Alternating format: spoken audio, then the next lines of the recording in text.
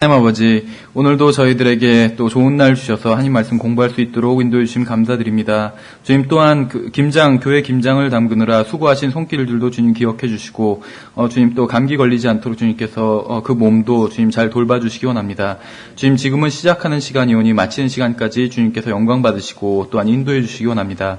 감사드리며 우리 주 예수 그리스도 이름으로 기도드렸습니다. 아멘. 예, 오늘 프린트물 맨 뒤쪽에 있습니다. 한 페이지짜리인데 좀 프린트물이 부실하죠. 프린트물이 부실할수록 강의가 괜찮아야 되는데 지금 그렇게 되지 못하고 있는 것 같아요. 예, 그래서 프린트물은 그냥 그 성경 구절만 이렇게 적어놨습니다, 주로. 그래서 쭉 그냥 편하게 들으시면 됩니다. 예, 그래서 오늘은 무조건적인 선택에 대해서 살펴보도록 하겠습니다. 우린 지난 시간에 이제 성경이 칼빈의 거짓 교리에 대해서 무엇이라고 말씀하고 있는지 살펴보았습니다. 어떤 사람들은 우리가 칼빈주의를 배격한다고 하면 그 반대로 알미니안주의자냐고 묻는 사람들이 있어요. 도대체 왜 이렇게 생각하게 되는 건지는 모르겠습니다. 칼빈주의와 알미니안주의는 둘 다 잘못된 거짓 교리입니다. 성경에 의하면 둘 다 거짓 교리예요. 칼빈주의와 지난 시간에 말씀드린 것처럼 존 칼빈은 제롬의 사상을 연구한 로마 카톨릭 전직 사제였었죠. 물론 나중에 이제 그 사제를 그만두고 나왔지만 제롬은 5세기경에, 그러니까 420년경의 사람으로 모든 사람들은 태어나기 전에 영혼을 어디서 보내게 될지 이미 예정되어 있다는 내용의 이교도 철학이 있었어요. 이 예정론이었어요. 이교도 철학을 기독교화한 사람입니다. 그러니까 예정론은 기독교 교리나 기독교 사상이 아니라 이교도의 철학이었습니다. 성경에는 이러한 제롬이나 칼빈이 가르쳤던 이러한 예정론이 성경에는 없어요. 제롬에 의하면 지옥에 가기로 결정된 사람은 무엇을 해도 지옥에 갈 것이고 하늘나라에 가기로 결정된 사람은 무엇을 해도 하늘나라에 가게 될 것이에요. 제롬은 이렇게 하나님의 예정하심에 따라 사람이 구원받아야만 하나님께서 모든 영광을 받으실 수 있다고 생각했어요. 믿는 것까지도 사람이 하는 게 아니라 하나님께서 해주신 거다. 하나님께서 해주신 거라서 믿을 수밖에 없었다. 이렇게 해야지만 모든 영광이 하나님께 돌아간다고 생각했던 거예요. 내가 믿으면 영광이 나에게 돌아간다고 생각한 거예요, 제롬은. 비성경적인 생각이죠. 칼빈은 제롬의 이러한 사상을 그대로 전수받은 것에 불과합니다. 그래서 더 포장을 잘했겠죠, 칼빈이. 그래서 굉장히 인기 있는, 개신교에서 인기 있는 주제로 만들었어요. 그러나 칼빈의 이러한 사상은, 소위 칼빈주의는 로마 카톨릭적인 생각이에요. 그래서 제롬에 의해서 칼빈주의가 개신교로 들어오게 됐고, 또 어거스틴 때문에 무천년주의가 개신교 신학으로 들어오게 됐다고 말씀드렸죠. 어떤 칼빈주의자도 자신들을 제롬주의자라고 부르지는 않는데 칼빈주의는 칼빈주의가 아니라 제롬주의라고 말씀을 드렸었죠. 근데 정확히 보자면 제롬주의는 제롬주의가 아니라 운명론이라고 말씀을 드렸었죠. 그래서 우리가 지난 시간에 살펴본 바에 의하면 칼빈은 죄의 책임을 하나님께 돌렸습니다. 만일 모든 것이 하나님의 뜻과 계획에 따라 예정된 것이라면 어떤 강간범이 불쌍한 여자를 강간한 것도 결국 하나님께서 강간범이 그렇게 하도록 시킨 것이 되는 것이죠. 칼빈주의에 의하면. 어린이들이 학대받는다면 그러한 것도 모두 하나님의 계획 속에 있는 것으로 사람이 실행하도록 하나님께서 인도하신 게 된 것이에요. 어린이들을 학대하도록 어떤 사람을 하나님께서 인도하셔가지고 학대하도록. 아기를 만약에 내다버린 여자가 있다면은 그 잘못도 모두 그러한 일을 계획하시고 예정하신 하나님께 있는 것이 돼버리는 것이죠. 만약 이 세상에서 일어나는 모든 일이 미리 정해진 대로 되는 것이고 우리가 그 결과를 바꾸거나 피할 수 없는 것이라면 칼빈주의자들은 그렇게 얘기하거든요. 어떤 일에 대한 결과를 우리가 바꾸거나 피할 수 없다고 얘기를 해요. 그래서 칼빈주의자들의 생각이 맞다면 모든 죄의 원인과 책임은 하나님께 있는 것이 되는 것이에요. 왜냐하면 하나님께서 그것을 결정한 것이니까.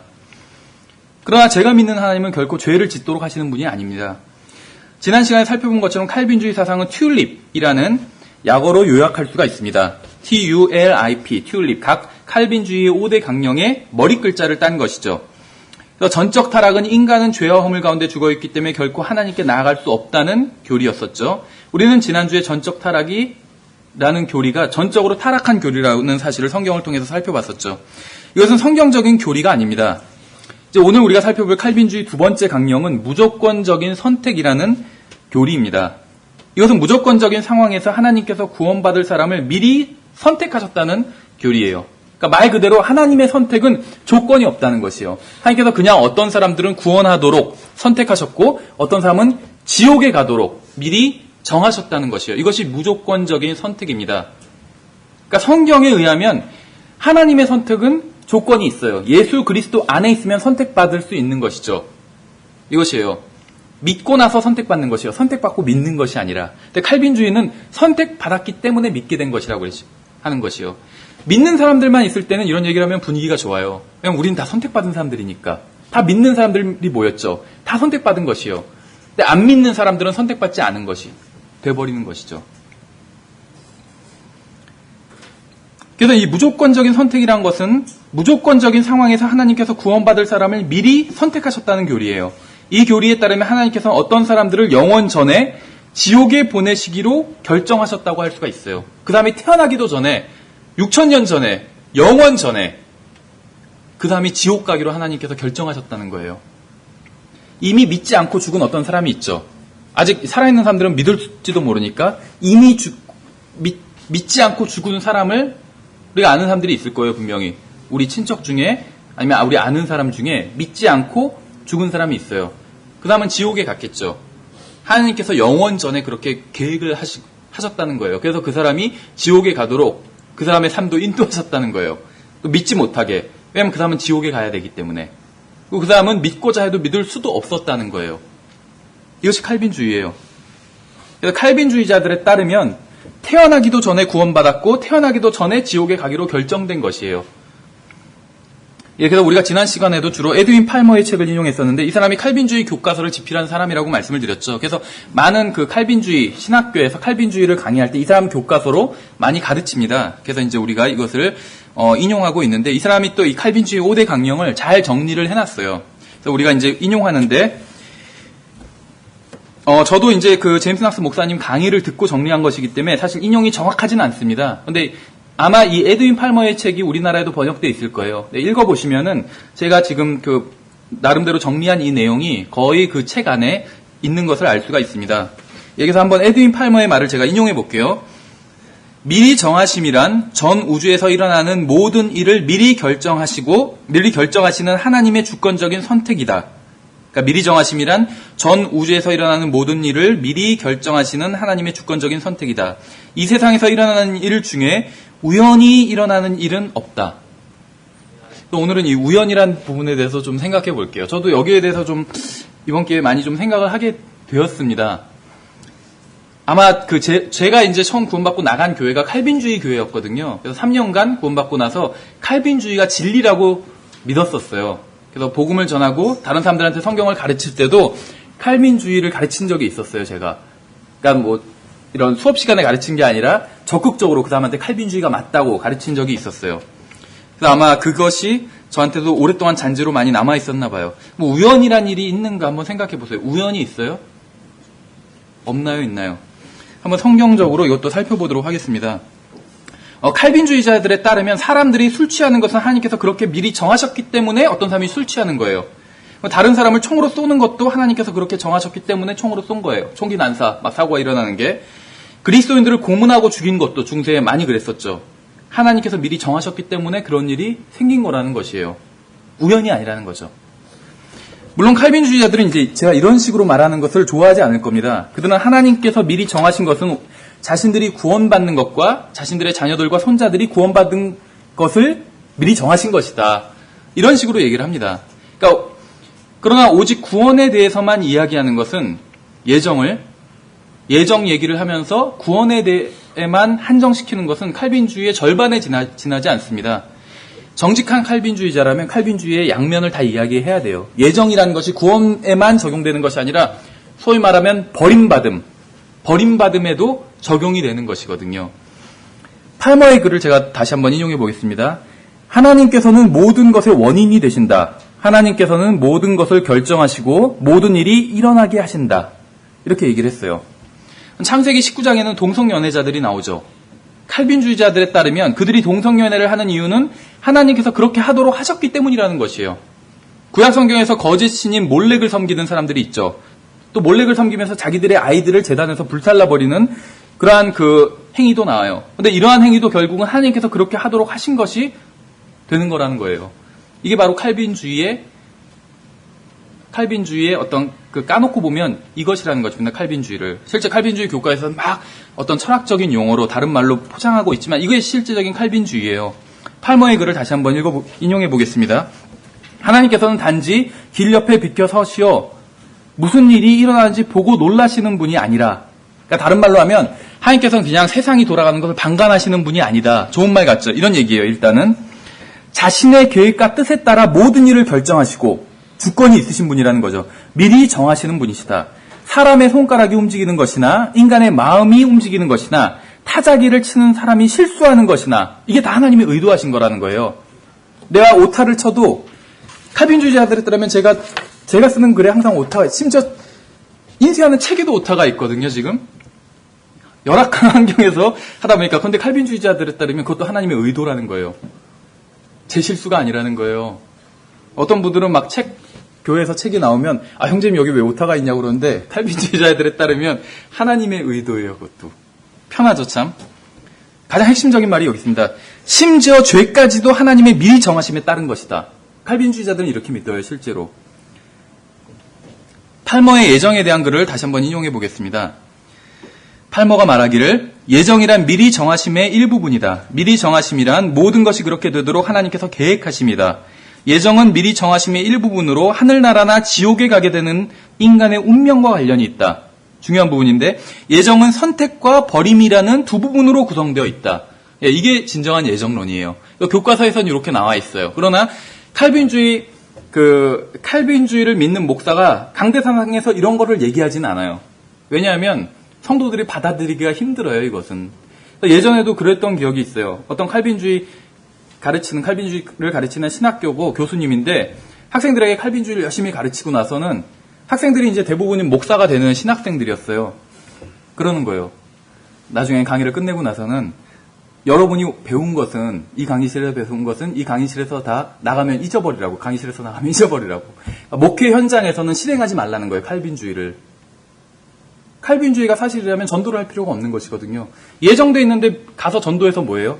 만약에 그 사람이, 내가 전도할 대상인 그 사람이 구원받기로 예정되어 있다면 전도할 필요가 없죠. 어떻게 해도 그 사람은 구원받을 거예요. 근데 반면에 그 사람이 버림받기로 예정되어 있다면, 내가 아무리 기가 막히게 성경을 잘 인용하고 말을 잘한다 할지라도 그 사람은, 열정적으로 복음을 전한다 할지라도 그 사람은 어차피 지옥에 갈 거예요. 버림받기로 예정되어 있다면. 그러니까 칼빈주의를 실행하면 복음을 전할 필요가 없는 것이죠. 그래서 이제 그 교수님이 그렇게 얘기를 했던 거예요. 그래서 예정은 선택과 버림이라는 두 부분으로 구성되어 있다. 예정은 하늘나라에 가는 사람들에 대한 것이고 버림은 지옥에 가는 사람들에 대한 것이다. 선택이란 일렉션이죠, 영어로. 일렉션. 일반적으로 투표를 통해서 대표를 선출하는 선거를 의미하기도 하지만 하나님의 선택이란, 자기들이 믿는 선택이요, 어떤 사람들은 하늘나라에 가도록 정하시고 어떤 사람들은 지옥에 가도록 정하시는 것이다. 교과서에 이렇게 나온 거예요, 칼빈주의 교과서에. 실제로 칼빈주의 신학자들은 이렇게 믿어요. 근데 자기랑 자기 부인이랑 자기 애들은 다 선택됐다고 이렇게 믿는 거죠. 자기 애들이 지금 교회에 안 나와도 선택됐다고 믿어요. 일단 선택된 가정 안에서 태어났기 때문에. 그래서 이것이 얼마나 삐뚤어진 관점인지 우리가 성경과 비교해 본다면 드러나겠죠. 빙빙 돌려서 말하고 있지만 이것은 하나님께서 어떤 사람들을 하늘나라에 가도록 정하셨고 어떤 사람들은 지옥에 가도록 정하셨다는 말일 뿐이에요. 다른 뜻이 아니죠. 이것은 칼빈주의 교과서에 나와 있는 칼빈주의자들의 교리인 것입니다. 이런 거짓 교리에는 두 가지 문제점이 있습니다. 첫 번째 문제는 우연에 대한 것이에요. 우리는 이것에 대해서 몇몇 구절들을 한번 찾아볼 것입니다. 성경에 의하면 우연히 일어나는 일이 있을까요? 성경에 의하면 우연히 일어나는 일이 있을까요? 저 처음엔 좀 애매하더라고요. 근데 결론적으로 말씀드리면 우연히 일어나는 일이 있어요. 왜 그런지는 우리가 성경을 찾아보고 또 말씀을 드릴게요. 두 번째 문제는 예정, 그러니까 predestination, 이게 예정이라는 말입니다. 이런 말이 성경에 나올까요? predestination이란 말이 성경에 나올까요? 예정을 영어로 하면 predestination이에요. 근데 이 말이 성경에 나올까요? 이것도 사실 이제 어떻게 보면 번역 문제고 헷갈리는데 우리나라 말 성경에선 예정이란 말이 성경에 나와요. 근데 영어 성경에선 predestination이란 말이 나오지 않아요. 그러면 어떻게 나오냐면 영어 성경에서는 사실은 이 predestination이라는 이 명사형으로 나오지 않고 동사형으로 나옵니다. 그래서 predestinated 이렇게 나와요. predestinate 이렇게. 그래서 로마서에서 2번, 에베소서에 2번 이렇게 나옵니다. 예정이란 말이 성경에. 그러니까 영어 성경에 따르면 그러니까 우리나라版 성경에도 예정 이렇게 명사형으로는 안 나오고 예정되어, 예정되사 뭐 이런 식으로 예정되었던 이런 식으로 나와요. 동사형으로. 그러니까는 이건 약간 좀 우리나라 상황에 맞지는 않죠. 왜냐면 그러니까 영어로 얘기를 하는 설교자들은 이렇게 얘기해요. 성경에 예정이란 말은 나오지 않습니다. 이렇게 얘기할 수가 있어요. 왜냐면 성경에 predestination이란 말은 나오지 않으니까. 근데 우리나라 말로는 예정되어에서도 예정이란 말이 나오잖아요. 그러니까 이제 예정이란 말이 나온다고 할 수밖에 없겠죠. 그렇지만 명사형으로 나오진 않아요. 우리가 이제 그 예정이란 말이 나오는 부분을 성경에 많지 않기 때문에 한번 다 찾아보도록 하겠습니다. 예, 성경에서 어떤 사람들이 예정되었다고 말씀하시는 것은 나오고 있어요, 물론. 그런데 그 대상은 항상 이미 거듭난 사람에 대한 것입니다. 이미 거듭난 사람에 대해서 얘기할 때 예정되었다고 얘기하는 경우는 있어요. 성경은 자신들의 운명을 선택하기 전에는 어느 누구도 예정되어 있다고 말씀하시지 않는다는 것입니다. 하나님의 말씀이 어떻게 되어 있는지 한번 살펴보도록 하겠습니다. 이것도 이제 사실 좀 번역의 문제인데 신명기 22장 6절을 한번 보세요. 한번 한글 성경 있으신 분들은 한글 부분만 보셔야 될 텐데 제가 그래서 영어 부분을 같이 넣어놨거든요. 영어 성경 있으신 분들은 영어 부분 한번 같이 보세요. 이게 제가 봤을 때는 번역이 좀 약간 문제가 있습니다. 근데 이제 항상 성경을 가르치면서 성경의 번역에 문제가 있다 이렇게 말하는 게 사실은 좀 껄끄러운 일인 것 같아요. 왜냐하면 우리는 성경을 신뢰하도록 가르치는 거지, 그렇죠? 성경을 의심하도록 가르치는 것은 아니거든요. 근데 이제 킹제임 성경과 다르기 때문에 이것은 어쩔 수 없는 것 같아요. 한글 부분을 읽어보면 신명기 22장 6절에 나무에나 땅 위에 있는 새의 둥지에 새 새끼나 알이 있고 어미새가 그 새끼나 알을 품은 것을 길에서 내 앞에서 보거든 너는 그 어미새와 새끼를 함께 취하지 말고. 이 구절만 봤을 때는 저도 제임스 낙스 목사님 강의를 들으면서 정리를 하는데 강의를 보통 이제 여러 번 듣거든요. 막 4-5번 이상 들어요. 똑같은 강의를. 그런데 이게 예전과 무슨 상관이 있나 이런 생각이 들었는데 영어로 보면은 상관이 있어요. 영어에서는 어떻게 되냐면 If a bird's nest chance to be before thee in the way in any tree or 하면서 쭉 나가게 되죠. chance to before 이런 말이 나와요. chance란 말이 나와요. 근데 여기서는 그게 번역이 안 된 것 같아요. chance라는 말이. 이걸 우리나라 말에 넣는다면 어떻게 되냐면 나무에나 땅 위에 있는 새의 둥지에 새 새끼나 알이 있고 어미새가 그 새끼나 알을 품은 것을 우연히 길에서 내 앞에서 보거든. 이렇게 우연이란 말이 들어가야 돼요. 우연히 일어나는 일이 있다는 거예요. 칼빈주의자들은 우연히 일어나는 일은 없다고 합니다. 손가락을 움직이는 것이나 타이프를 치는 사람의 실수나 버스 정류장에서 누군가를 납치하거나 죽이는 것도 결코 우연이 아니라고 그래요. 하나님께서 미리 정하셨기 때문에 그런 일이 일어났다 이렇게 얘기를 해요. 그러나 성경에 의하면 하나님께서는 우연히 일어나는 일도 있다고 말씀을 하세요. 여기 말고도 더 있어요. 이런 구절들이. 성경에서 말씀을 하시는 우연은 그럼 무엇인가? 물론 모든 일들이 원인과 결과는 다 있어요. 원인은 있어요. 그렇죠. 원인 없는 결과는 없어요. 이 세상에. 그런데 그럼 성경에서 말씀하시는 우연이란 건 원인도 없는 그런 일이다. 정말 우연히 일어난 우연이다. 이런 얘기는 아니에요. 어떻게 보면 필연적으로 일어난 우연이겠죠. 말장난 같지만. 무슨 말이냐면 결과를 의도하지 않은 일. 이것이 우연이에요. 그러니까 우리가 우연이란 무엇인가 이렇게 생각을 해본다면 결과를 의도하지 않은 일이다. 이걸 우연이라고 얘기할 수 있다는 거죠. 이것은 일반 사회적으로 통하는 말이에요. 무슨 말이냐면 예를 들면 내가 도끼질을 하다가 손에서 놓쳐가지고 도끼가 쑥 날아가지고 옆에서 지나가던 사람을 쳤어요. 그래서 그 사람이 죽었어요. 머리를 맞고 도끼에. 그럼 그것은 내가 의도를 가지고 죽인 게 아니잖아요. 우연히 죽인 거예요. 우연히 그 사람이 지나가다. 그렇죠. 그러니까 전혀 의도가 없어요. 결과를 의도하지 않은 일. 이걸 우연이라고 말할 수 있다는 거죠. 그렇게 죽이게 되면은 사회에서도 그걸 과실치사라고 부르잖아요. 그렇죠. 실수로 사람을 죽였다. 살인자라고 부르진 않아요. 과실치사, 실수로 사람을 죽였다. 그래서 살인에 비해서는 사람을 죽였는데도 불구하고 살인에 비해서는 형량이 굉장히 가볍거든요. 살인에 비해서. 그러니까 의도적으로 사람을 죽이는 것. 이것을 살인이라고 불러요. 우리는 다 차로 예를 들어서 교통사고로 누굴 치어 죽였다. 저 사람은 살인자다. 막 이런 식으로 얘기를 해요. 사회적으로는 그렇게 얘기할 수도 있겠죠. 그러나 그 사람은 살인자는 아니에요. 과실치사의 죄를 지은 거지. 일부러 죽이지 않은 한은 우연히 죽인 거잖아요. 그렇죠? 밤에 가는데 사람이 튀어나온지도 모르고 운전하다가 갔어요. 그럼 우연히 죽인 거잖아요. 그렇죠. 일부러 죽인 건 아니에요. 내가 알지도 못하는 사람인데. 그래서 우연이란 일이 사회에서도 일어나고 성경에서도 이러한 것을 우연이라고 부른다는 것이요. 하나하나 따지고 돌아보면 이 사람이 그 어떤 새끼가 뭐 알을 품고 이런 이 장소에 이 사람이 갔기 때문에 그런 것을 만났고 이렇게 됐겠죠.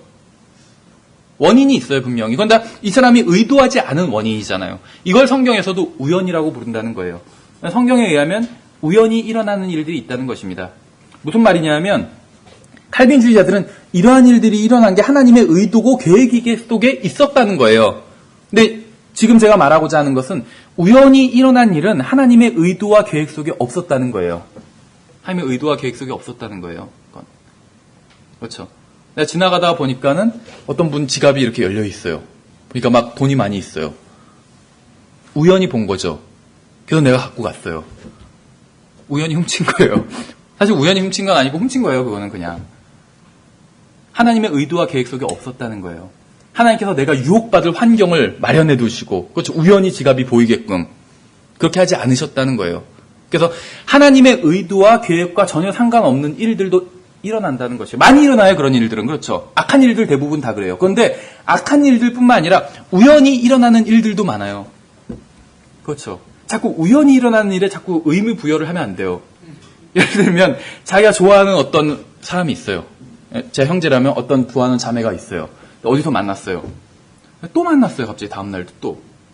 세 번째 날도 또 만났어요. 비슷한 장소에서. 이건 우연이 아니다. 필연이다. 이렇게 자기 혼자 막 생각하는 경우가 있어요. 그렇게 생각하지 말라는 거예요. 그러면서 필연이다. 거기까지만 하면 좋은데 더 나가서 이건 하나님의 뜻이다. 그렇죠? 저 사람과 내가 결혼한 게 하나님의 뜻이다. 이렇게 나가버리면 그건 곤란하다는 거예요. 하나님께서는 다 선택에 맡기셨거든요. 결정된 게 아니에요. 하나님의 뜻이기 때문에 우연히 3번이나 만나게 됐다. 이것이 아니라는 것이죠. 그래서 결론적으로 말씀드리면 우연히 일어나는 일도 있다는 것입니다. 그것은 이 세상에서 일어나는 악한 일이 하나님의 뜻과 상관없는 것처럼 우연히 일어나는 일도 하나님의 계획과 뜻과는 상관없는 일들도 많이 일어난다는 것이에요. 왜 그런 일이 일어나냐? 자유의지를 주셨기 때문에. 사람들이 자유로운 존재고 자기들이 자유롭게 결정해서 행동하다 보니까 그런 일들이 우연히 많이 일어날 수밖에 없다는 것이에요. 우연한 일들이. 사무엘상 6장 9절도 보겠습니다. 여기서는 이제 번역이 됐네요. 이 찬스라는 말이 6장 9절에 볼지니 만일 그 괴가 자기의 본래 지경의 길로 올라가서 베세메스로 가면 그분께서 이 큰 재앙을 우리에게 내리셨느니라. 그러나 만일 그렇지 아니하면 우리를 친 것이 그분의 손이 아니며 그 일이 우리에게 우연히 일어났음을 우리가 알리라 하니라. 이건 사람들의 말이에요, 물론. 자기들이 이제 하나님을 시험해 보는 거죠. 만약 이렇게 되면은 하나님의 이건 의도고 이렇게 되면은 이건 우연일 거야. 하나님과는 전혀 관계없는 이렇게 얘기했는데 우리가 본문을 다 찾아보진 않겠지만 어떻게 됐나요, 나중에? 하나님의 뜻이었죠. 우연이 아니라. 우연일 수도 있었다는 거예요. 영어로는 it was a chance that happened to us. 이렇게 chance라는 말이 여기서 우연이라고 번역이 됐네요. 사무엘하 1장 6절도 보세요, 한번. 사무엘하 1장 6절에 제가 한번 읽어볼게요. 그에게 구한 청년이 이르되 내가 우연히 길보아 산에 올라갔는데 보소서 사울이 자기 창에 의지하였고 보소서 병거와 기병들은 그를 맹렬히 따르더이다. 그래서 이제 사울의 죽는 장면, 그래서 사울의 죽음을 어떻게 보면 도와주는 청년이었죠. 자기가 우연히 길보아 산에 올라갔는데 사울이 그렇게 그런 일을 당하더라 이렇게 얘기를 했어요. 그래서 영어로도 여기서 as I happened by chance upon Mount Gilboa 이렇게 얘기하고 있습니다. 그래서 우연히 일어나는 일들이 있다는 것이요. 전도서 9장 11절에도 사실 같은 구절인데 이것도 이 우연이란 말이 번역이 안 됐습니다. 보시면은 제가 그냥 한번 쭉 읽어볼게요.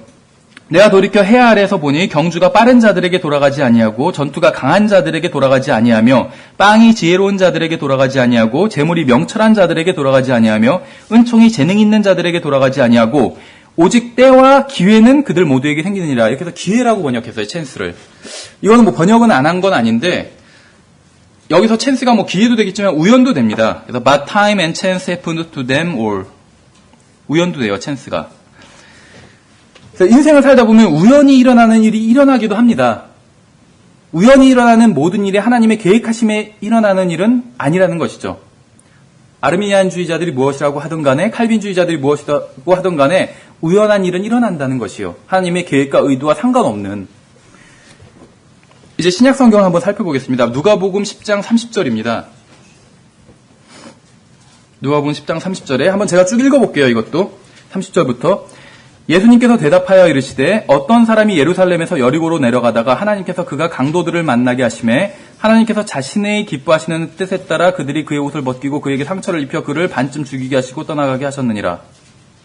만약 여러분이 칼빈주의자라면 본문을 이런 식으로 읽게 되는 거예요. 저는 하나님께서 이 사람이 강도당하는 것을 원하지 않으셨다고 생각합니다. 하나님께서는 너는 도둑질하지 말라고 말씀하셨죠.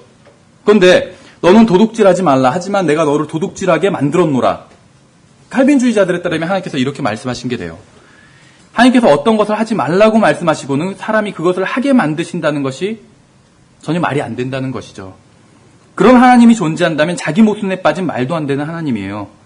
그런 하나님이 존재한다면 인간에게는 아무런 책임도 없어지게 되는 것이죠. 왜냐하면 결국 하나님께서 그렇게 하도록 하신 것이니까. 어떤 칼빈주의자는 이렇게 말하는 칼빈주의자도 있어요. 저는 하나님을 더욱 사랑하고 싶지만 주님께서는 제가 그렇게 하지 못하게 하셨습니다. 이렇게 얘기하는 사람도 있어요. 저는 더 나은 그리스도인이 되고 싶지만 주님께서는 그렇게 되지 못하게 하셨습니다. 이렇게 얘기하는 사람도 있어요. 칼빈주의자들에 의하면 모든 것이 하나님의 뜻이 되는 것이죠. 그래서 자신이 영적으로 성장하지 못한 것도 하나님의 뜻에 의한 것이라고 말할 수 있는 것이죠. 31절도 보시면은 마침 어떤 제사장이 그 길로 내려오다가 한글엔 이렇게 돼 있는데 영어로는 And by chance there came down a certain priest that way 이렇게 돼 있어요. 그러니까는 우연이란 말이 또 번역이 안 됐네요.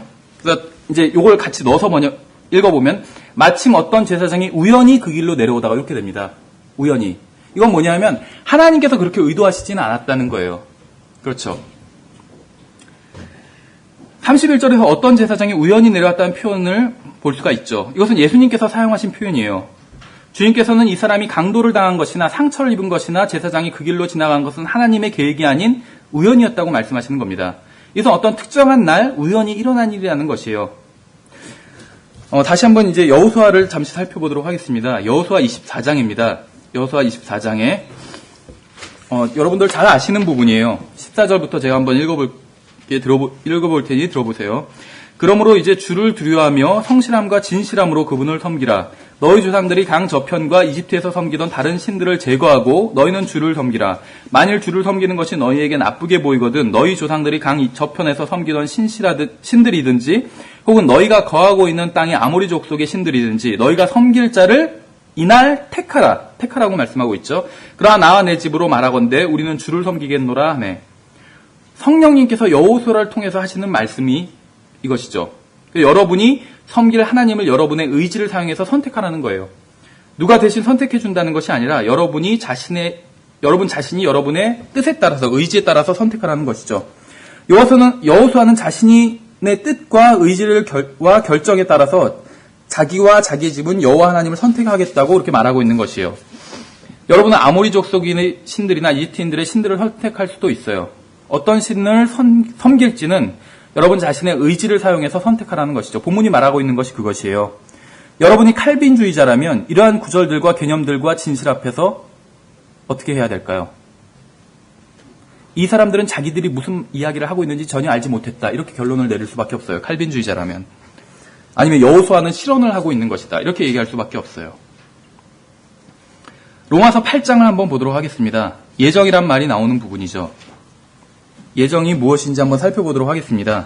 28절부터 한번 보시면 로마서 8장 28절, 29절, 30절 이렇게 보도록 하겠습니다. 28절은 대부분의 그리스도인들이 좋아하는 구절입니다.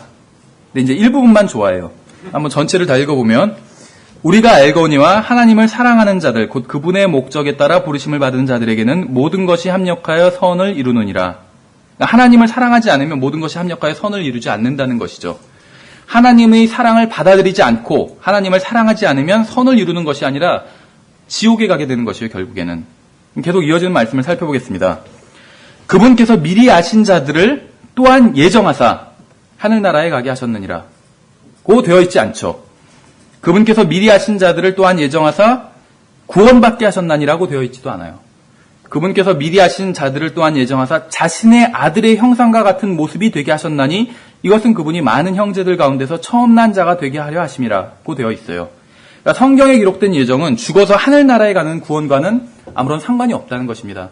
성경에 기록된 예정은 죽어서 하늘나라에 가거나 지옥에 가는 것이 아니라 믿는 자들이 예수 그리스도와 형상과 같이 변화되는 것. 이것이 성경에서 말씀하시는 예정이라는 것이죠. 구원과는 상관이 없는 예정인 것이에요. 우리는 단순히 하늘나라에 가서 앉아있게 되는 것이 아니에요. 하나님께서 우리를 위해서 예정해 놓은 것은 우리가 구원받고 지옥에 안 가고 하늘나라에 가고 이런 것이 하나님의 예정이 아니에요. 하나님의 예정은 우리가 예수 그리스도처럼 변화되는 것이요. 훨씬 더 크고 궁극적인 것이죠. 단순히 하늘나라에 가는 것이 우리의 미래의 전부도 아니고 하나님께서는 그것을 예정해 놓으신 것도 아니에요. 여러분이 하늘나라에 가는 것이 여러분의 미래라고 말씀하시는 구절은 없어요. 성경에는 그런 말씀이 없다는 것이죠. 성경은 여러분이 주님과 함께 있게 될 것이고 주님처럼 변화할 것이라고 말씀하고 있습니다. 이것이 성경에서 말씀하시는 예정이에요. 만일 제가 하늘나라에 갔는데 예수님께서 거기에 계시지 않는다면 저는 그것을 떠날 거예요. 의미가 없어요, 그곳은. 그렇죠. 그러니까 하늘나라에 가는 게 예정이 아니라는 것이요. 지옥에 안 가는 것이 예정이 아니라는 것이요. 만일 하늘나라에 갔는데 우리가 모두 주님처럼 변하지 않고 지금과 같은 모습으로 있다면 저는 우리 모임을 떠날 거예요. 의미가 없어요, 그것은. 인간에게 있어서 예정이란 구원받느냐 구원받지 못하느냐 문제가 아니라 구원받은 사람이 주님처럼 변화할 것인가에 관한 것이란 것이죠. 이것이 문맥이 의도하고 있는 것입니다. 만일 예정이 모든 사람들에게 해당되는 것이라서 어떤 사람은 구원받기로 정해졌고 어떤 사람은 구원받지 못하도록 정해진 것이라면 믿는 것이라고 만약에 그렇게 믿는다면 어떠한 성경적 근거도 없는 믿음을 가지고 있는 것이요. 그러니까 칼빈주의자들의 믿음은 성경에 있는 믿음이 아니라는 것이죠. 왜냐하면 로마서 8장에서 말씀하시는 예정은 누가 구원받고 안 받고에 관한 것이 아니라 구원받은 사람이 예수 그리스도처럼 변화하는 것에 관한 예정이기 때문인 것이죠. 예수 그리스도를 믿고 구원받지 못한 사람은 그가 어떠한 사람이라 할지라도 예수 그리스도처럼 변화될 수는 없어요. 예수 그리스도처럼 변화되려면 반드시 예수 그리스도를 믿고 구원받은 사람이어야 한다는 것이죠. 믿는 것이 먼저라는 것이요. 믿고 구원받고 그 다음에 예정되는 것이요. 이것이 바로 예정이 인간의 구원에 적용되는 것이 아니라 구원받은 믿는 자들에게만 적용되는 그런 이유인 것입니다. 왜 많은 교회에서 칼빈주의를 붙들고 있는지 아세요? 성경이 그 사람들에게는 중요하지 않기 때문이에요. 성경이 무엇이라고 말씀하시는지 상관없기 때문입니다. 성경에는 관심이 없기 때문에 그런 것이에요. 에베소서 1장도 한번 보세요. 여기에도 예정이란 말이 나오는 부분입니다. 3절부터 보시면 한번 쭉 12절까지 쭉 읽어보겠습니다. 하나님 곧 우리 주 예수 그리스도의 아버지를 찬송하리로다. 그분께서 그리스도 안에서 하늘의 처소들에 있는 모든 영적인 복으로 우리에게 복을 주셨으니 곧 우리가 사랑 안에서 자신 앞에 거룩하고 흠이 없게 하시려고 창세전에 우리를 택하셨으며. 같이 보셨나요, 한번? 제가 여기서 한 단어를 뺀 게 있어요. 뭘 뺐을까요?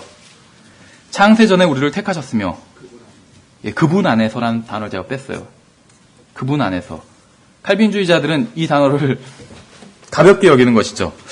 예수 그리스도 안에 있어야지 예정에 해당된다는 말입니다. 그 다음 부분도 한번 제가 읽어볼게요. 자신의 크게 기뻐하시는 뜻에 따라 우리를 예정하사 예수 그리스도를 통해 자신의 아이로 입양하심으로써 자신의 은혜의 영광을 찬양하게 하셨느니라. 그 은혜 안에서 그분께서 그 사랑하시는 자 안에서 우리를 받아주셨으니 그 사랑하시는 자 안에서 우리가 그분의 풍성한 은혜를 따라 그분의 피를 통해 구속곧 죄들의 용서를 받았도다.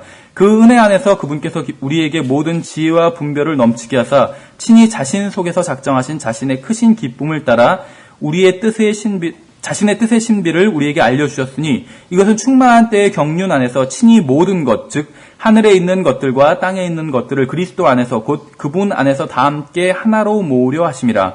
모든 것을 자신이 뜻하신 계획대로 이루시는 분의 목적에 따라 우리가 예정되어 또한 그분 안에서 상속 유업을 얻었으니 그분 안에서 그분의 뜻 안에서 이것이 핵심어인 것이죠. 예정에 관해서는 이것은 우리가 구원받게 하심이라 이렇게 얘기하고 있나요? 다시 잘 들어보세요. 12절 마지막 부분에 자신이 뜻하신 계획대로 이루시는 분의 목적에 따라 우리가 예정되어 또한 그분 안에서 상속 유업을 얻었으니 이것은 우리가 구원받게 하려 하심이라. 이렇게 돼 있지 않죠. 아니면 이것은 우리가 하늘나라에 가게 하려 하심이라. 이렇게도 안 돼 있어요. 성경엔 뭐라고 돼 있냐면 12절에 이것은 그리스도를 먼저 신뢰한 우리가 그분의 영광을 찬양하게 하려 함이라. 성경은 순서가 정확해요. 이 본문에는 예정이란 말이 2번 등장했습니다. 2번 다 누구에게 해당되는 것이죠? 12절의 끝부분을 보시면 그리스도를 먼저 신뢰한 우리가, 예정이라는 것을, 예정에 대해서 쭉 설명을 하고 계세요. 에베소서 1장 3절부터 12절에서. 그래서 12절에서 와서 이것이 누구에게 해당되느냐 이 말씀을 하고 있는데, 먼저 그리스도를 신뢰한 우리, 먼저 그리스도를 신뢰한 사람들에게 해당된다, 이렇게 말씀하고 있는 거예요. 그러니까 그리스도를 신뢰하는 게 먼저고, 그 다음에 그리스도 안에 들어와 보니까 그리스도 안에서 받을 축복들이 예정되어 있다라는 것입니다. 왜 그런 것인지는 좀 더 뒤에서 살펴보도록 하겠습니다. 우리가 읽은 에베소서 1장의 본문은 그리스도를 먼저 신뢰한 사람에 대한 것이에요. 구원받지 못한 사람이나 믿기 전에 예정된 사람에 대한 이야기가 아니라는 것입니다. 여러분은 예수 그리스도를 신뢰하고 계시죠? 그러면 여러분은 예정 안으로 들어온 것이에요.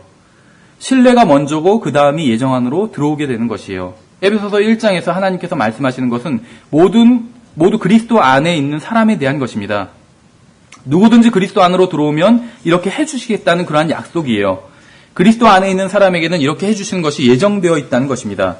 그러나 믿지 않고 그리스도 안으로 들어올 수 있는 방법은 없어요. 본문에서 예정이라는 단어만 문맥에서 떼어내어 그 단어만 칼빈주의자들은 사용을 합니다. 그러면서 예정이라는 말이 성경에 있는 것이라고 그렇게 얘기를 해요. 그러나 영어에서 predestination이라는 말은 성경에 없다고 말씀을 드렸죠. 명사용으로서는 없어요.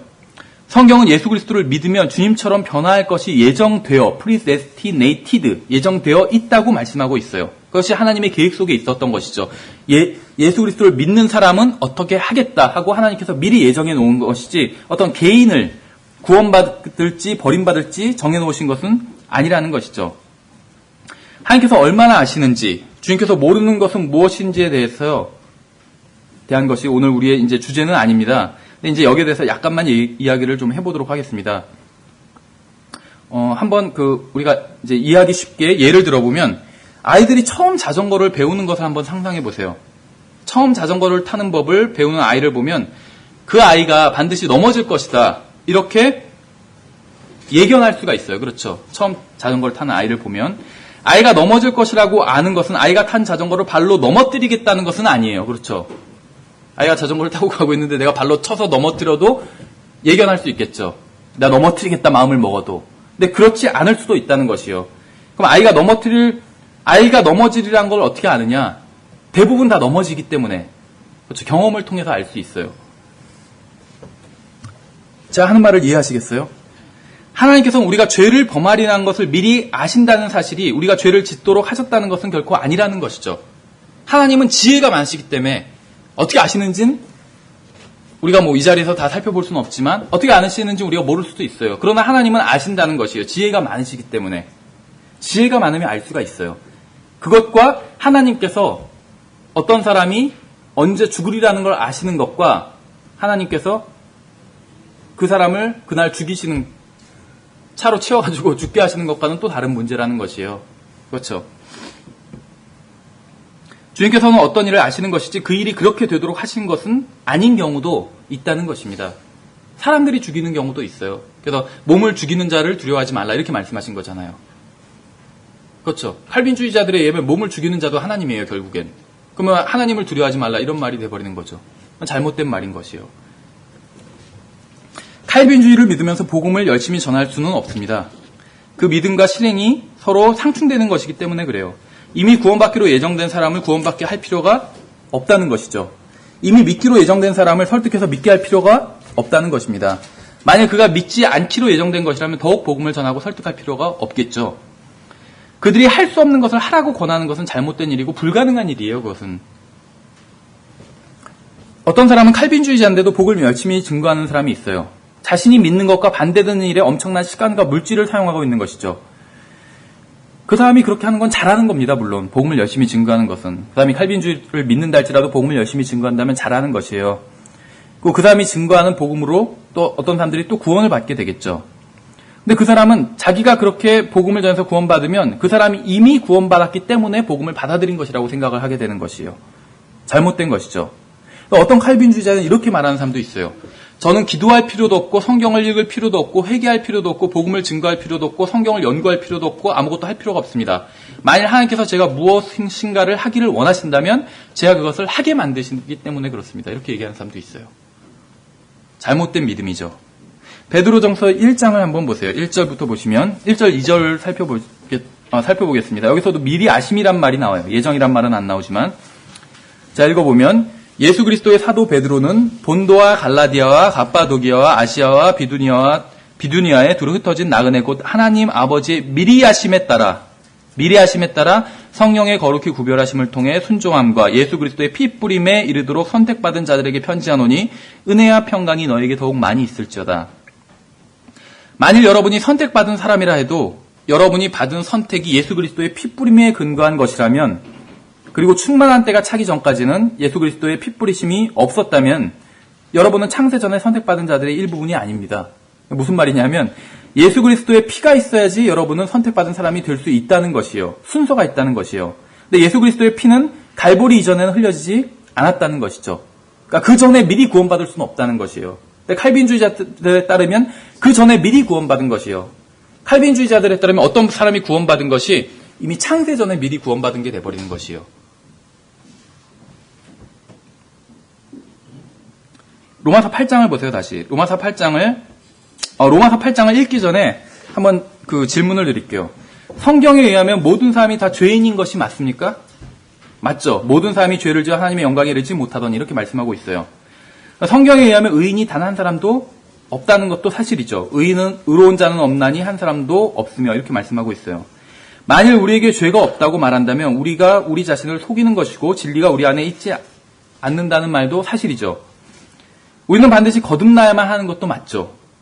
이제 칼빈주의자들의 말대로 우리가 창세 전에 이미 선택받은 자라고 한번 가정을 해볼게요. 그리고 로마서의 본문을 한번 다시 읽어볼게요. 칼빈주의자들은 우리가 창세 전에 선택받은 자라고 주장을 하거든요. 그렇게 가정을 하고 로마서 8장 33절을 읽어볼게요. 로마서 8장 33절에서 누가 무슨 일로 하나님께서 선택하신 자들을 고소하리요? 대답은 그럴 수 없다죠.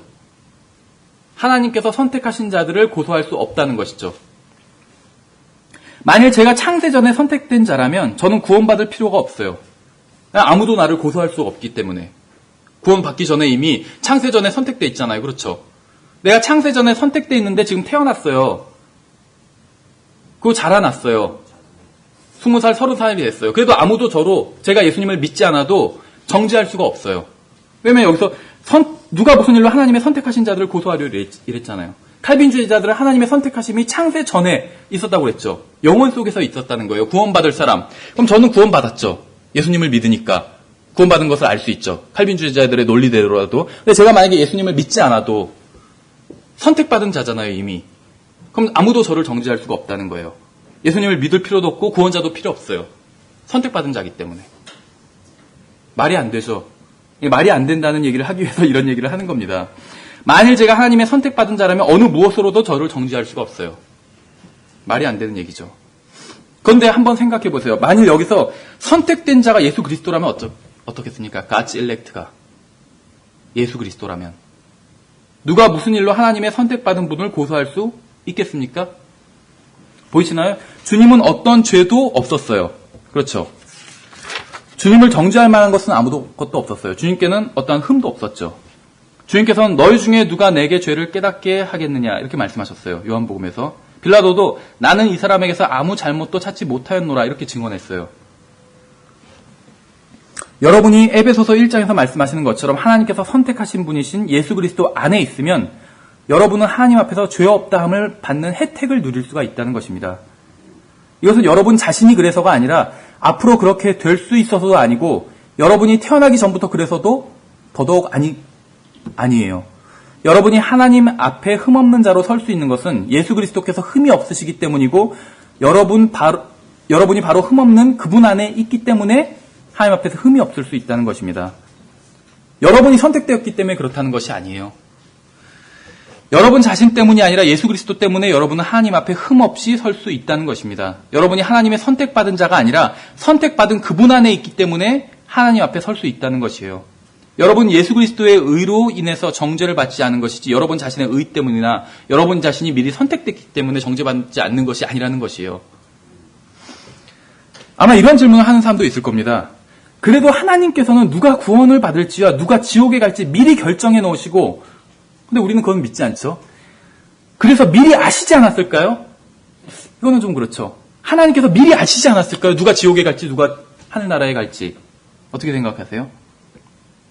아마도 기독교계에 퍼져있는 신화에 의하면 하나님께서는 미리 아셨을지도 몰라요. 기독교계에 퍼져있는 신화, 미신에 의하면. 무슨 말이냐면 어떻게 생각하세요? 노아의 방주에는 짐승들이 한 쌍씩 들어갔죠.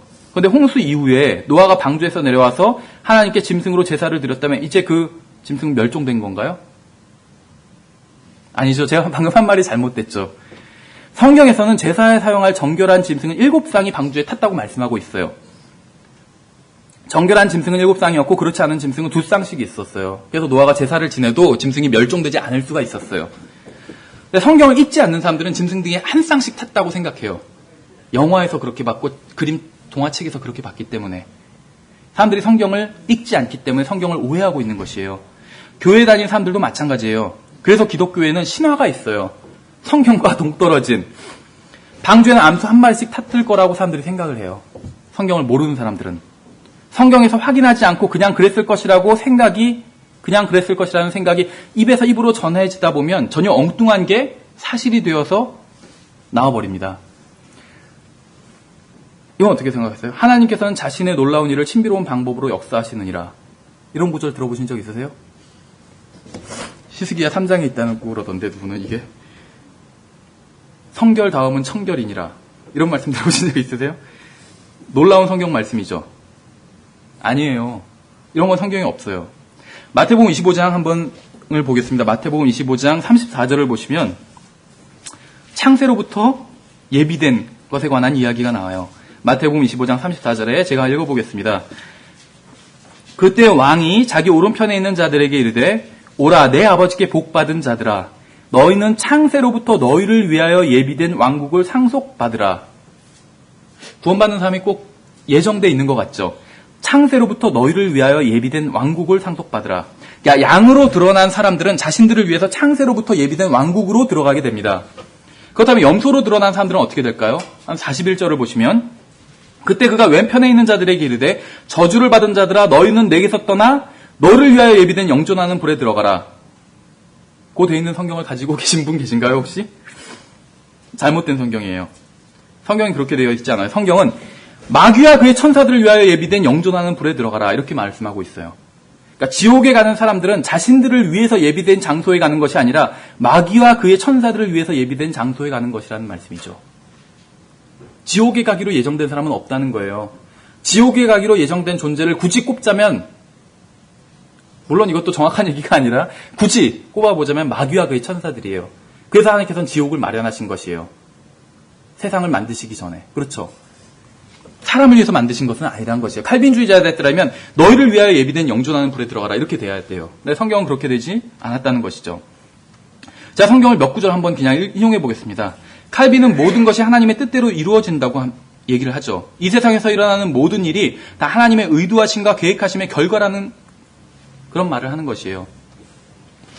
주께서는 자신의 약속에 대해 어떤 사람들이 더디다고 생각하는 것 같이 더디지 아니하시며 오직 우리를 향하여 오래 참사 아무도 멸망하지 않고 모두 회개에 이르기를 원하시느니라. 구원에 관해서 어떤 사람이 지옥에 관해서 지옥에 가는 것에 관해서 하나님의 뜻이 나와 있죠. 하나님께서 어떤 사람을 지옥에 가기로 예정해 놓으신 것이 아니라는 것이에요. 하나님의 뜻은 그것이 아니라는 것이죠. 그분은 모든 사람이 구원을 받고 진리를 아는 데 이르기를 원하시느니라.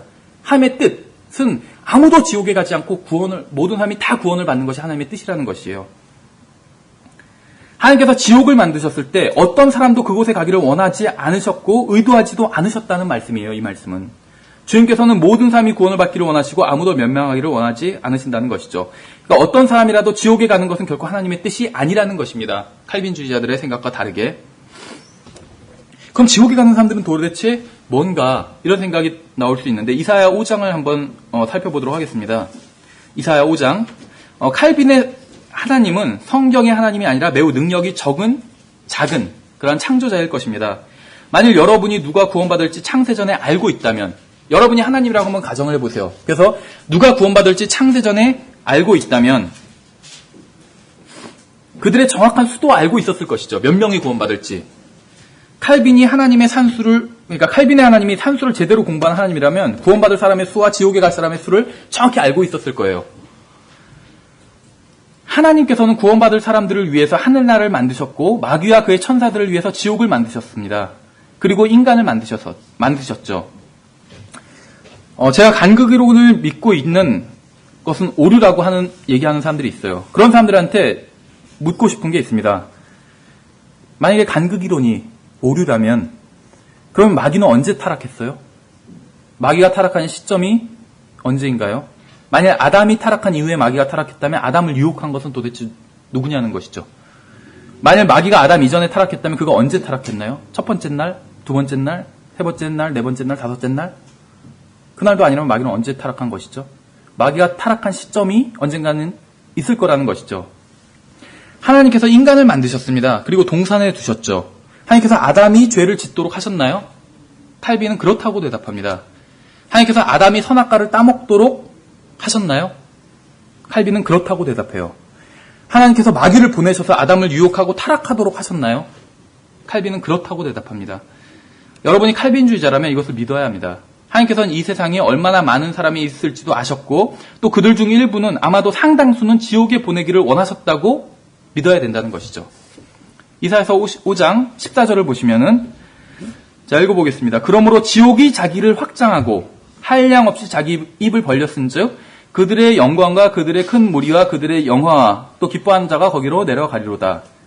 제가 한 가지 질문을 드릴게요. 만일 하나님께서 창세 전에 지옥에 갈 사람들을 미리 정해놓으시고 그들이 누구인지 또 몇 명인지 미리 아셨다면 왜 지옥을 충분히 크게 만들어 놓으시지 않으셨을까요? 지옥에 갈 사람의 수를 미리 아셨다면 지옥을 확장 공사하실 필요가 있었겠느냐는 것이죠. 여기서 지옥이 지금 자기를 확장하고 있다고 그랬잖아요. 지옥의 크기가 계속 늘어나는 것이요. 왜냐하면 지옥에 갈 사람들이 늘어나고 있기 때문에 하나님의 뜻과 다르게. 제임스 낙스 목사님 이런 얘기를 하시더라고요. 화산이 분출해서 땅으로 이제 용암이 나오잖아요. 그 이유가 무엇일까 하면 땅 아래의 공간을 더 확보하기 위해서라는 것이에요. 농담으로 하는 얘기가 아니더라고요. 진지하게 얘기하더라고요. 땅 아래, 왜냐면 지옥을 확장해야 되잖아요. 공간이 필요하거든요. 어떤 사람은 혼인데 혼을 위해서 무슨 공간이 물리적인 공간이 필요한가 이러는데 혼을 위해서도 공간 필요해요. 예수님께서도 저택을 마련하러 가셨잖아요. 우리가 죽으면 갈 곳인데 혼이 가는데 어쨌거나 지옥에 대한 것이 오늘 주제는 아닙니다. 제가 말하고자 하는 것은 하나님께서는 지옥에 갈 사람들의 수를 미리 정해놓지 않으셨기 때문에 지옥을 확장하실 필요가 있었다는 것이죠. 지옥에 갈 사람들의 수는 정해져 있지 않아요. 늘어나고 있을 뿐이에요. 어제보다는 오늘이 더 많겠죠. 오늘 죽는 사람들 중에 지옥에 가는 사람들이 있으니까 오늘보다는 내일이 더 많을 거예요. 지옥이 확장될 필요가 있다는 것이에요. 우리가 살펴볼 다음 구절은 출애굽기 32장이랑 계시록 3장입니다. 본문을 살펴보기 전에 제가 다시 한번 문제를 드릴게요. 하나님께서 구원받은 사람들의 죄를 더 이상 기억하지 않겠다고 말씀하신 적이 있나요? 하나님께서 모든 것을 알고 계시나요? 지난주에 드렸던 문제였죠. 질문이 좀 교묘하니까 한번 잘 생각해 보세요. 하나님께서 모든 것을 다 알고 계시나요? 대답 yes or no. 예. 히브리서 10장 17절에 이렇게 돼 있어요. 내가 그들의 죄들과 불법들을 다시는 기억하지 아니하리라. 생각해 보세요. 제가 어떤 것이 기억이 안 나요. 경험하긴 했는데 가만히 있어봐. 1년 전에 내가 오늘 뭘 했더라? 기억이 전혀 안 나요. 사실 1년 전도 아니고 1주 전도 기억이 잘 안 나요. 모르는 것이죠. 제가 그것은. 1년 전에 있었던 일을 모르는 것이요. 내가 겪고 나서도 기억하지 못한다는 것은. 그 얘기예요. 지금. 하나님께서 구원받은 사람들의 죄를 기억하실까요?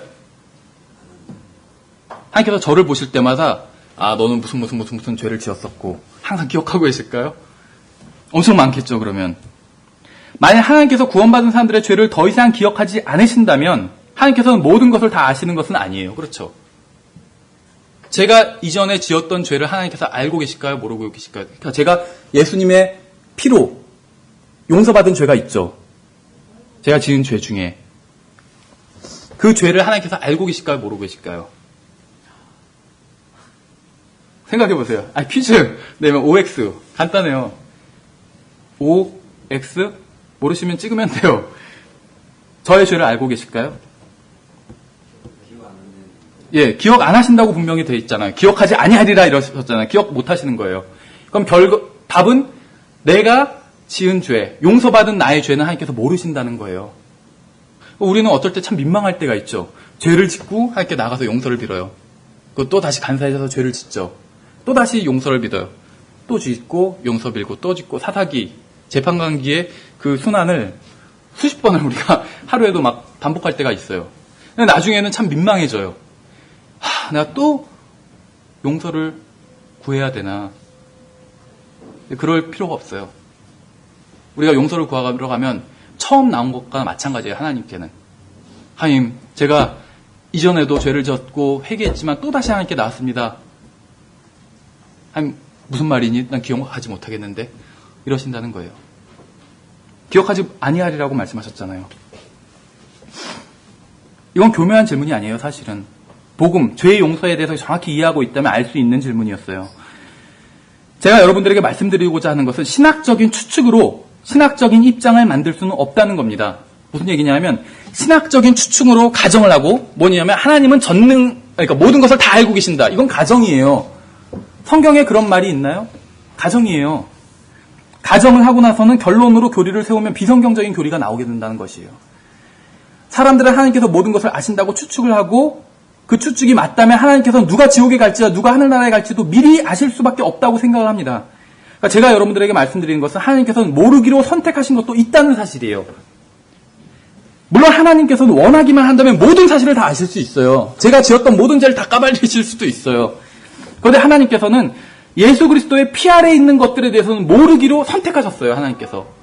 우리도 선택하는 것처럼 하나님께서도 선택하세요. 하나님의 선택은 무엇이냐면 예수 그리스도의 피 아래에 있는 것에 대해서는 나는 이제부터는 모르겠다.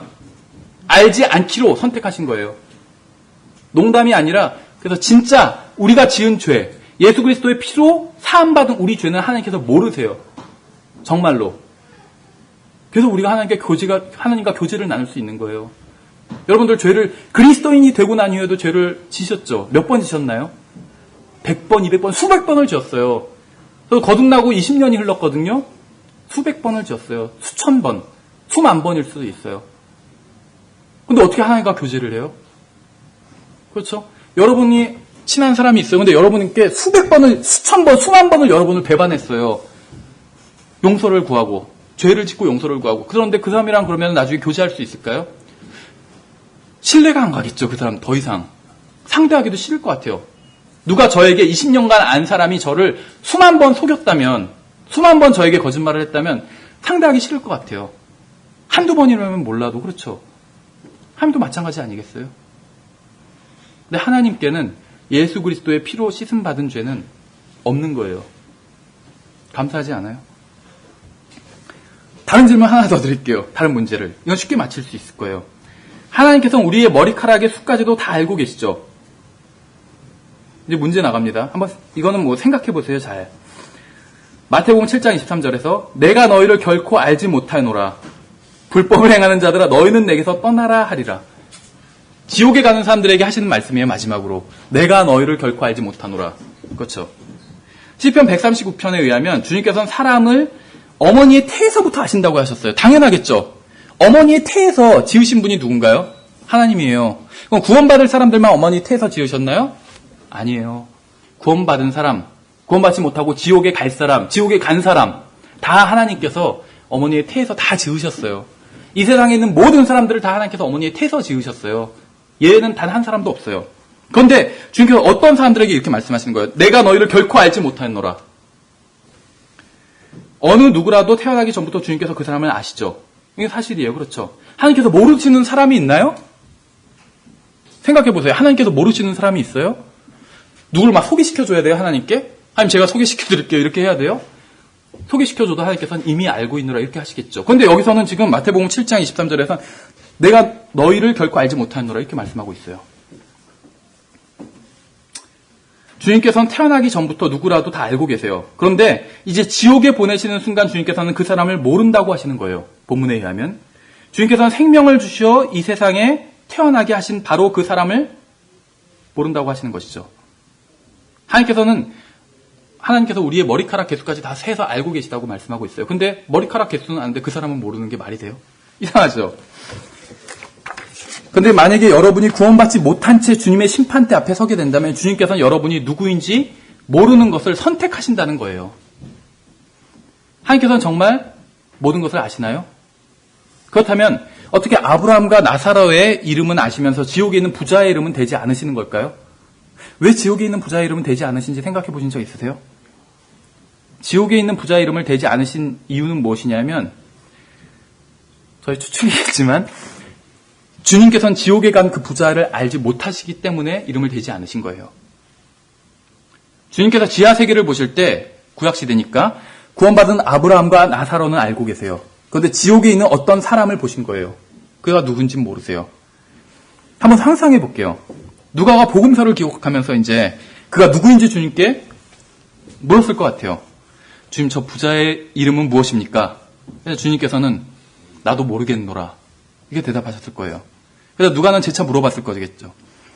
주님, 저는 지옥에 있는 그 사람의 이름도 알고 싶습니다. 그 사람의 이름을 제 복음서에 기록해야 됩니다. 그래야 나중에 여호와 증인들이 이것이 비유라고 하지 못할 테니까요. 이렇게 얘기할 리는 없겠지만 주님께서 아마 이렇게 얘기하실 거예요. 누가야, 나도 너를 도와주고 싶지만 어쩔 수가 없구나. 솔직히 말해서 나는 그 사람을 결코 알지 못하노라. 이런 것을 가르치면 한 번도 들어보지 못한 이야기라고 하는 사람들이 있습니다. 자기가 믿고 싶은 것을 믿고 있는 사람을 설득하기는 굉장히 어려워요. 자기가 들어보지 못한 것이 성경에 없을 것이라고 생각하는 사람을 설득하기는 굉장히 어렵다는 것이죠. 출애굽기 32장을 보시겠습니다. 32절부터 보시면 이것은 백성을 위한 모세의 간구입니다. 자, 읽어볼게요. 32절, 33절. 그러나 이제 주께서 그들의 죄를 용서하시옵소서. 그리하지 아니하시려면 원하건대 주께서 기록하신 주의 책에서 나를 지워버리소서 하니 주께서 모세에게 이르시되 누구든지 내게 죄를 지으면 내가 그를 내 책에서 지워버리리라. 여기서 다시 질문을 드릴게요. 만일 어떤 사람이 죄를 짓고 구원받지 못한 채 지옥에 갈 것이라서 생명책에서 그의 이름을 지워버릴 것을 미리 알았다면 왜 처음에는 그의 이름을 기록해 놓은 것일까요? 쓸데없이. 왜 어린 양의 생명책에 처음부터 구원받기로 예정된 사람들의 이름만을 기록해 놓지 않으신 것일까요? 왜 기록한 것을 지우는 것이냐는 것이죠. 처음부터 그걸 알았고 결정해 놓았으면 그것이 하나님의 주권적인 결정이니까 바뀌지 않을 텐데. 계시록 3장도 한번 보시면 5절입니다. 비슷한 말씀이에요. 제가 읽어보겠습니다. 이기는 자 곧 그는 흰옷을 입을 것이요 내가 그의 이름을 생명책에서 지워버리지 아니하고 그의 이름을 내 아버지 앞과 그분의 천사들 앞에서 시인하리라. 이 구절들로부터 배울 수 있는 것이 무엇인지 아세요? 어떤 사람의 이름이 처음에는 생명책에 있다가 나중에는 지워져 버릴 수도 있다는 것입니다. 이것은 미리 정하신 것이 아니에요. 이것은 주권적인 결정도 아니에요. 이것은 인간의 자유의지에 의해서 선택한 것을 하나님께서는 그에 맞는 결과로 응답하시는 것뿐이에요. 그렇죠. 사람이 믿기로 결정하고 믿지 않기로 결정했기 때문에 지워버리시는 것이요. 하나님이 미리 결정해서 주권적인 섭리로 그렇게 하신 것이 아니라는 것이죠. 칼빈주의자들은 자신들이 이해하지도 못하고 강해하지도 못하는 로마서 9장의 민족적인 선택에 대한 말씀을 가지고 개인의 구원에 대한 무조건적인 선택에 끼워 맞춰버립니다. 칼빈은 교회가 이스라엘이고 제네바는 예루살렘이라고 생각했어요. 모든 것을 엉망으로 만들어버린 것이죠. 지난 500년간 칼빈주의자들이 항변한 유일한 무기는 파라오에 대한 것이었어요. 그럼 파라오는 어떻습니까? 항상 이 얘기예요. 나중에 쭉 얘기하다가 예정에 대한 것이 자기들이 성경적인 근거가 없으면 파라오 얘기를 꺼내요. 이상하지 않아요?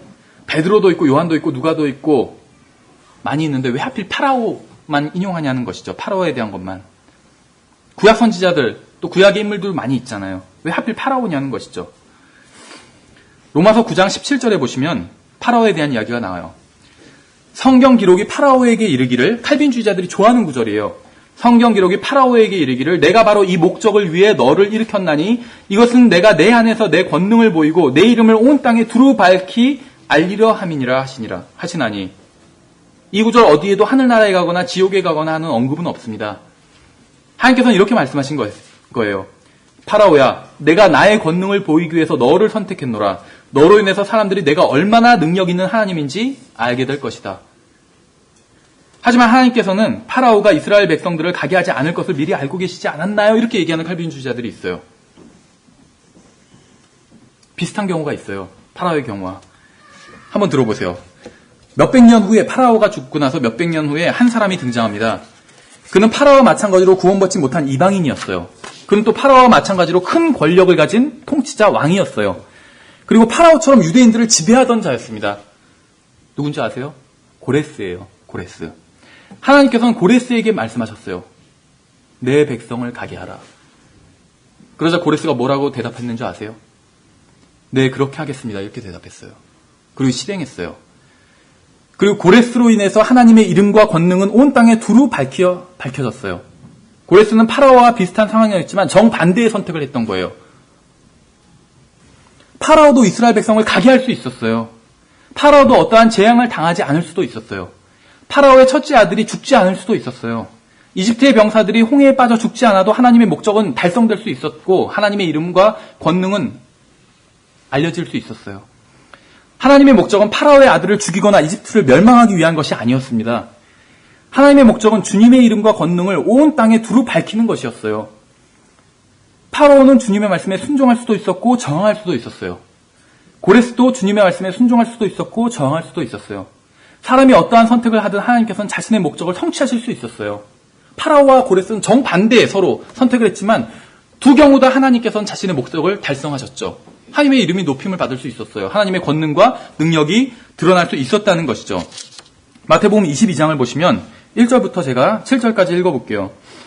예수님께서 응답하여 다시 비유로 그들에게 말씀하여 이르시되 하늘의 왕국은 마치 자기 아들을 위해 혼인잔치를 베푼 어떤 왕과 같으니라. 그가 자기 종들을 보내어 결혼식에 초대받은 자들을 불렀으나 그들이 오려 하지 아니하매. 왕은 누구죠? 예수님입니다. 혼인잔치는 무엇이죠? 처녀왕국이죠.